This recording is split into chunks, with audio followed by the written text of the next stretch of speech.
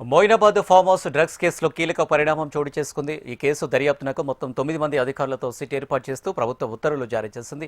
CP Sudheer Babu పర్యవేక్షణలో SIT దర్యాప్తు చేయనుంది. ఇటీవల బీఆర్ఎస్ నేత పైలట్ రోహిత్ రెడ్డి ఫామ్ హౌస్లో మద్యం పార్టీ జరిగింది. ఈ ఘటనలో 11 మందికి టెస్టు చేయగా 6 డ్రగ్స్ తీసుకున్నట్లు కన్ఫర్మ్ అయింది. ఇక పాజిటివ్ వచ్చిన వారిలో ఏపీలోని ఏలూరు ఎంపీ పుట్ట మహేష్, పైలట్ రోహిత్ రెడ్డి ఉన్నారు. ఇక పోలీసులు సోదాలకు వెళ్లిన సమయంలో నమిత్ శర్మ అనే వ్యక్తి కాల్పులు జరిపారు.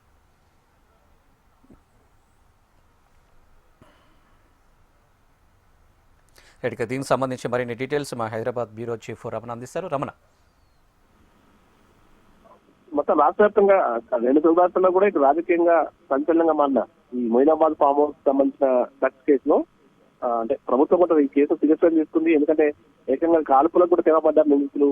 దీంతో ఇంకా ఈ పొలిటికల్ లింక్స్ కూడా బయటపడడంతో మొత్తం మీద ఈ అసలు ఏం జరిగిందో తెలుసుకోవడం కోసం ప్రభుత్వం ఒక సిట్ ఏర్పాటు చేసింది. మొత్తం 9 మంది అధికారులతో ఈ సిట్ ఏర్పాటు చేశారు. అందులో మొత్తం ఈ సిట్ అయితే పర్యవేక్షణ కోసం మనకి future city CP Sudheer Babu దాన్ని పర్యవేక్షిస్తారు. దాంతో పాటు సిట్టింగ్ కు చీఫ్ గా అయితే యోగేష్ గౌతమ్ మనకి చేవెళ్ళ సంబంధించిన డీసీపీ ఎవరు ఉన్నారో ఆయన దీన్ని పర్యవేక్షణ చేస్తూనే మిగతా అధికారులతో కలిసి అటు Ravinder Reddy group commander Greyhounds, ఆ తర్వాత సిఎస్ శిరీష షాదన డీసీపీ, ఇట్లా 9 మంది అధికారులతో ఈ సిట్ అయితే ఏర్పాటు చేశారు. మొత్తం 3 నెలల్లోనే కేసు దర్యాప్తు అంతా పూర్తి చేసి ఛార్జ్ షీట్ కూడా దాఖలు చేయాలంటూ కూడా సిట్ ఆల్రెడీ ప్రభుత్వం ఆదేశించింది.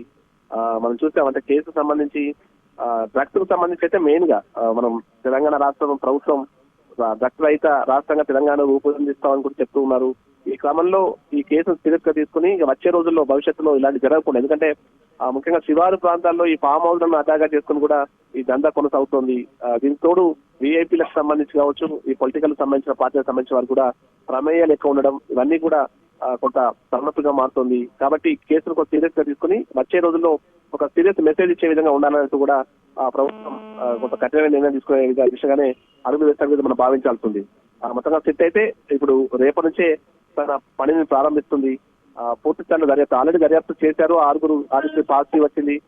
మొత్తం 9 మందికి సంబంధించి మొత్తం 11 మంది ఉంటే అందులో 9 మందికి సంబంధించి క్లియర్ గా ఆధారాలు కూడా సేకరించి ఉన్నారు. కాబట్టి వాటన్నిటిని పరిగణలోకి తీసుకుని అట్లా ఏం జరిగింది, మొత్తం ఈ వ్యవహారం వల్ల ఎక్కడి నుంచి నచ్చింది, దీని వెనుక ఎవరున్నారు, ఇలాంటి అనేక అంశాలపై ఫోకస్ పెట్టినటువంటి అధికారులు అయితే పూర్తి స్థాయిలో మొత్తం వ్యవహారాన్ని అంటే మొత్తం క్లియర్ గా ఆ ఇన్ఫర్మేషన్ తీసుకునే ప్రయత్నం చేసే అవకాశం ఉంటుంది.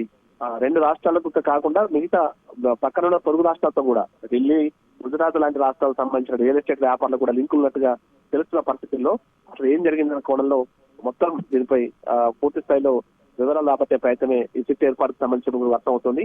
పొలిటికల్ కూడా లింక్ ఉంది కాబట్టి సంచలనంగా కేసు మారింది.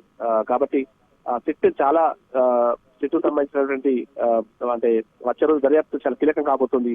మరి చూడాలి సిట్ ఎలాంటి అంశాలను సేకరించబోతుంది, ఎవరెవరు పేర్లు తెరపైకి రాబోతున్నాయి, ఇవన్నీ కూడా మనకు వచ్చే రోజులో స్పష్టమయ్యే అవకాశం కల్పిస్తుంది. మొత్తం మీద సిట్ అయితే రేపటి నుంచి తన పనిని ప్రారంభించే అవకాశం ఉంది. Right Ramana, thank you.